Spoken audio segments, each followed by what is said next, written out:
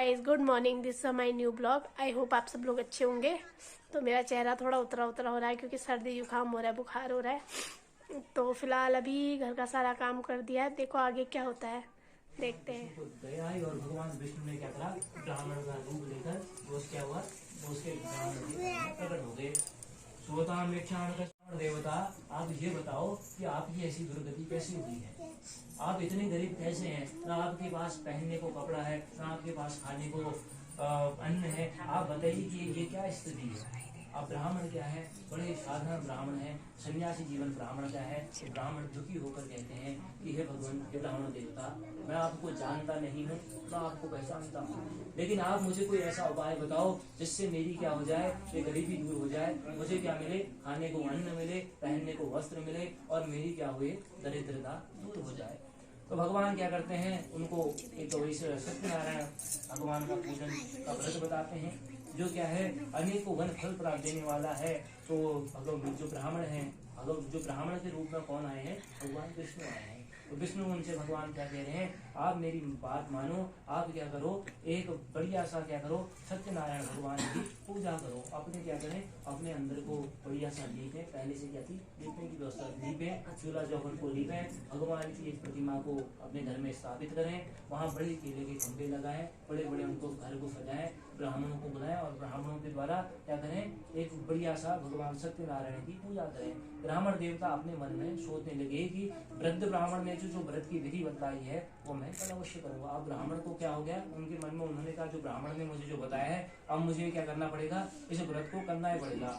अब क्या होगी, ब्राह्मण को रात भर नींद नहीं आई। नींद इसलिए नहीं आई क्योंकि ब्राह्मण के पास क्या है, कोई भी धन नहीं है जिस धन से वो क्या कर सके, वो ये व्रत को कर सके। तो ब्राह्मण क्या हुए, उनको रात भर नींद नहीं आई। प्राप्त काल उसके ब्राह्मण ने क्या करा, वो अपने नित्य शौच बंधन करके संकल्प किया कि आज मैं जो भिक्षा मिलेगी, आज मुझे जो भी मैं इधर उधर जाऊंगा, जो मुझे भिक्षा मिलेगी उसी से मैं क्या करूंगा, सत्यनारायण की पूजा करूंगा। यह संकल्प जो था, भगवान जो ब्राह्मण था उसने अपने मन में संकल्प लिया और ब्राह्मण को क्या हुआ, इधर उधर भिक्षा देने के लिए, इधर उधर मांगने के लिए चले गए। तो भगवान की कृपा जिस पर होती है, क्योंकि स्वयं भगवान विष्णु विराजमान थे ना, भगवान पहले घर में आके सारी चीजें बताते गए थे।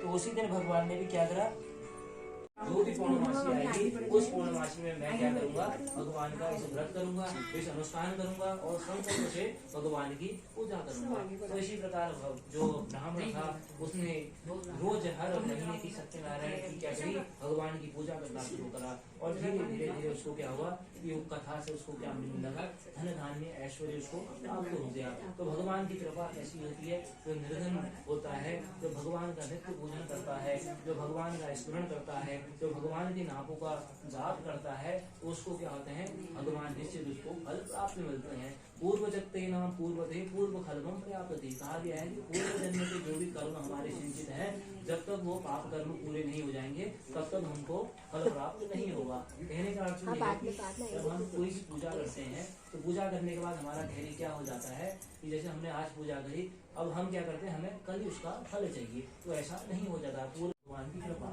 होना तो बड़ी होनी थी, लेकिन आपकी पूजा ने क्या कर दिया, उसको बचा दिया। तो इसलिए क्या करें, नित्य भगवान का पूजन करें, 5 मिनट 10 मिनट जितना भी होगा। तो आप क्या स्कंद पुराण में लिखा है, तो मनुष्य ऐसा हो जाएगा कि काल चक्र के अंदर ऐसा बच जाएगा, 24 घंटे के अंदर मनुष्य को भगवान के लिए निकालने के लिए 5 मिनट को नहीं रह जाएंगे। तो ये खेल क्या है, एक माया वृतांत है, स्कंद पुराण का वर्णन है, इसी का है। ये तो आप जो सत्यनारायण का सार पढ़ रहे हैं ना, तो खाली छोटी सी 4 पन्नों की किताब है। इसका जो पूरा, इसका जो सत्यनारायण का पूरा वृतांत है वो स्कंद पुराण के अंदर है। तो स्कंद पुराण के अंदर तो हमारा जो क्या है, ये सब खेल क्या है, माया का है। माया जैसा चाहेगी वैसा आपको कराएगी। माया क्या करेगी, पल क्षण में आपको 2 मिनट में भी खुशी रहेगी, कुछ क्षण में आप दुखी हो जाएंगे। तो माया का क्या है, एक प्रकोप है ना। आप अत्यधिक अगर आपके करोड़ों का धन आपको दे दिया जाए, उस धन से भी आप सुखी नहीं हो पाएंगे, क्योंकि आपकी क्या होगी, लालसा बढ़ेगी, आप उस धन को और उपयोग करना लगेंगे। तब सूत जी बोलते हैं कि सुनो, ब्राह्मण से सुनकर जिस से भूतल पर किया वो आगे कथन कहता हूँ, आप इसे सुनो। तो उन्होंने क्या करा, बंधु बांधवों के साथ इसका पूजन करा। सत्यनारायण के भगवान मेरा ये भिक्षा मांगता फिरता और भवन का स्वामी है। आज वो क्या कहते हैं, आज जो कल तक क्या करता था, लोगों के घर में दर दर जाके भिक्षा मांगता था, आज वही ब्राह्मण इतने बड़े भवन का स्वामी है, क्या कर रहा है, ठाट बाट से भगवान का पूजन कर रहा है। इस प्रकार ब्राह्मण को संपन्न देखकर वह लकड़हारा आश्चर्य में पड़ गया। कुछ देर बाद जब उसके हाथ जोड़कर ब्राह्मण से पूछा कि हे ब्राह्मण देवता, आप मुझे भी इस पूजन का फल बताइए, कृपया मुझे विस्तार पूर्वक बताइए कि क्या इस सत्यनारायण पूजन है, इसकी जो विधि है, ये की पूजा क्या होती है। साधुओं के अलावा इस पृथ्वी में बहुत कम लोग पूजा पाठ करते हैं। बैठकर तो सब मंदिर में है, लेकिन पूजा अच्छे से नहीं करते हैं। बैठे आप पूजा में होंगे, देवता लहरा होंगे, घंटी बजा रहे होंगे, वहाँ सोचे होंगे सब्जी जल गई है, वहाँ आटा जल गया, वहाँ ये हो गया, वहाँ तो ये क्या है, ये इसको पूजा नहीं करते हैं। इससे अच्छा ना हो। ये क्या है, ये हमारी मनुष्य पूजा कैसी होती है, जब आपके कभी पाँव में एक कांटा चुभता है, जिस समय हम कांटे को निकालते हैं तो हमारा ध्यान क्या हो जाता है, पूरा उस कांटे की ओर चले जाता है। हम देखते हैं कि उसमें खो जाते हैं, उसे अगल बगल आपको कोई मार के भी चले जाए, उस समय आपको पता ही नहीं लगेगा। तो भक्ति का भाव ये है, इसी से क्या होता है, पुण्य प्राप्त होता है। उस 5 मिनट की पूजा में अगर 1 सेकंड में भी अगर एक भाव अगर हरि के उसमें चली गया तो आपका क्या होगा। उसने ऐसा व्रत करा जिस व्रत करने से उसको यह फल प्राप्त होगा। करता था, ब्राह्मण को धन दान दिया करता था, ब्राह्मण को भोजन दिया करता था। राजा की रानी थी वो कमल के समान क्या थी, एक साध्वी थी। ये इस व्रत की संपूर्ण विधि बताइए, कृपया। घर जाके स्त्री से कहने लगा कि पुत्र देने वाला मैं एक व्रत उल्का मुख राजा है। ठीक है, अब राजा क्या है, जो इधर वृद्ध है, जो साधु है, उसके पास भी क्या है, कोई संतान उत्पन्न नहीं है। तो आज वो क्या कह रहा है घर जाके अपनी पत्नी से कि आज मैं क्या है, एक उल्का मुख राजा से क्या सुन के आया हूँ, उनके मुख से उस भगवान सत्यनारायण की पूजा सुन के आया हूँ, और उन्होंने बताया कि सत्यनारायण की पूजा करने से इससे क्या होगा कि एक संतान उत्पन्न हो जाएगी। नारायण भगवान का व्रत करूंगा। उसकी पत्नी उन्हें याद दिलाती है, उससे कहती है कि हे स्वामी, आपने कहा था कि अगर संतान मेरी एक संतान उत्पन्न होगी तो मैं सत्यनारायण पूजन करूंगा, क्या यह वह व्रत यहाँ करोगे। एक उसके बारे में बताने लगे। पति को देख न सकी और महाशोक में रुदन करती थी। भूमि का क्या कर रही है, पड़ी है और विलाप करने लगी है। इस तरह नौका को डूबी और अपनी कन्या को अत्यंत दुखी देख साधु बनिया मन में बहुत क्या होता है, भयभीत होकर सोचने लगा कि महान आश्चर्य है। तथा नाव खेने वाले मल्लाहार भी परम चिंता में युक्त हो गया। इसके बाद लीलावती ने क्या करा, कन्या को विलाप करते हुए देख कर पति से बोली, हे स्वामी, देखते ही देखते नौका कैसे लुप्त हो गई, क्या जाने किसी देवता की और माया तो नहीं है। तो लीलावती उनसे क्या अपने स्वामी से कह दी है कि हम हमारे आंखों के सामने देखते ही देखते क्या होगी, ये नौका नदी में डूब गई है। ये किसी क्या है, कोई देवता की माया तो नहीं है, किंतु सत्यनारायण की महात्मा जाने इसकी भी शक्ति है। बिना सत्यनारायण की जो महात्म्य है उसको जानने की भी इसमें शक्ति है, क्योंकि सत्यनारायण भगवान के बारे में कोई नहीं जानता। आरती की तैयारी हो रही है।